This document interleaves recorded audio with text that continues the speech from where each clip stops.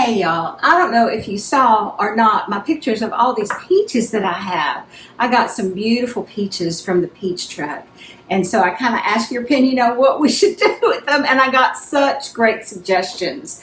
One that I thought would be wonderful is a peach cobbler that you make in your crock pot. It's really hot here, so we're trying not to keep the oven on. So let me show you how easy this is. You take 3 tablespoons of lemon juice and 3 tablespoons of cornstarch, and you make a little slurry. And this is really common. It helps to thicken things, and so you just mix that together. Now, if you don't have quite enough lemon juice in there, I thought about that because it just looked a little off, then just add a little bit of water. So add a little bit of water to this. And you stir it together, and then it makes a little slurry.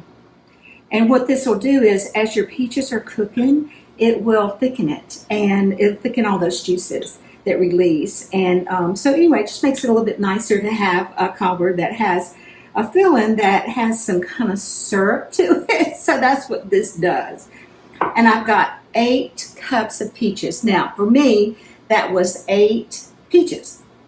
So I cut those up, and I'm going to put them in my crock pot. I'm trying to arrange everything where y'all can see. I'm going to put them in my crock pot. See how pretty they are? I'm telling y'all, these peaches are just beautiful, and they're so in season right now.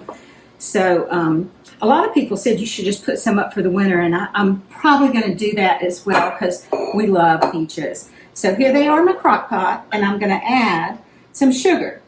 So I'm going to add 2/3 of a cup of sugar. Sprinkle it over. No, that's a lot, but it takes a lot to sweeten it really well. And then I'm going to stir this up. See, just stir it up a little bit. Now my crock pot has been sprayed, or you can just put butter on it because you just want to make sure that you get every bit of that wonderful juice, right? And then I'm going to put my slurry in. See how it kind of looks milky like that? That's what you want. I like to use lemon juice anytime I'm using fresh fruit, but you can use any kind of juice that you want as long as it's kind of acidy, and it will keep the peaches looking pretty. So I'm going to stir that all around. Now, look at that, y'all. Isn't that pretty? I can't wait. I tell you what, my family's going to be so happy when they come home tonight. So now we have to make the biscuit topping. So what we're going to do is take stuff around here. This is the first time I've made this recipe, so I'll make sure that I have it exactly right for y'all. 1/4 cup of all-purpose flour. So I've already measured my flour. Make sure that's down good. 3 tablespoons of granulated sugar is what the recipe calls for, but for the biscuit dough you use 2 tablespoons. And then you reserve 1 tablespoon to the side, so I've already done that. A pinch of salt, a teaspoon of baking powder, and then you want to mix those together. You know, I've kind of got spoiled using this thing to make my doughs because it's so much easier. So you just pulse it a couple of times to make sure that all those dry ingredients are mixed together. And then you add butter. And it is 4 tablespoons of butter. And you know, you always want your butter to be cold whenever you are making a dough like this. So it's cold. So, you know, this is kind of old. We were laughing because it kind of shoots out the sides. My kitchen's always got a lot of flour on it, but that's okay. And you want to just pulse it until, I don't ever just turn it on, I'll pulse it until you see that the butter has incorporated really well with the flour. And it looks like little beads actually, and that's going to be so wonderful whenever you make the dough. Okay, so then you add 3/4 of a cup of milk, and I use whole milk. And I'm just going to add it all in. And now, you know, Miss Frances told me this a long time ago. She said every time she ever made anything with peaches, instead of vanilla flavoring, she used almond flavoring. So that's what we're going to use.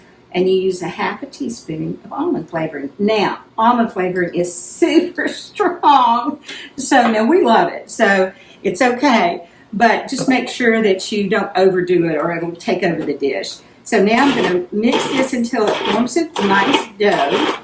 Kind of like a soft. Hey, y'all. So, we're kind of restarting because whenever the puppy started barking, the camera went off. And I'm not exactly sure where it went off, but I think it went off where I was making the biscuit dough to go on top of the peaches. And so I was talking about it being a loose dough, and it is. It's really loose. But it needs to be like that since it is going in the crock pot because you want the biscuits to be nice and, done enough that you feel like it's a cobbler. So here we go. It's such a pretty dough, though, and it smells so good, y'all. I'm telling you the truth. So here are our peaches, yummy, yummy peaches, in our crock pot, or slow cooker, whatever you call it.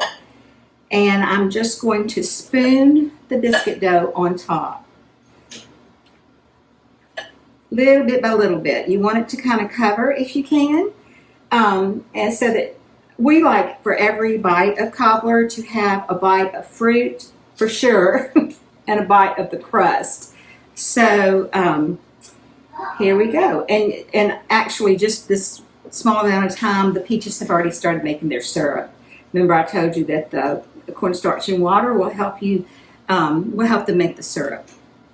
So I'm just kind of putting this all over. And then now this is not the last step. So hang with me because I want y'all to get all of the delicious flavor in this recipe that you can. I'm real excited, honestly, because there's another recipe that somebody sent me for peaches, and we're going to make that this weekend, but you are going to absolutely love it.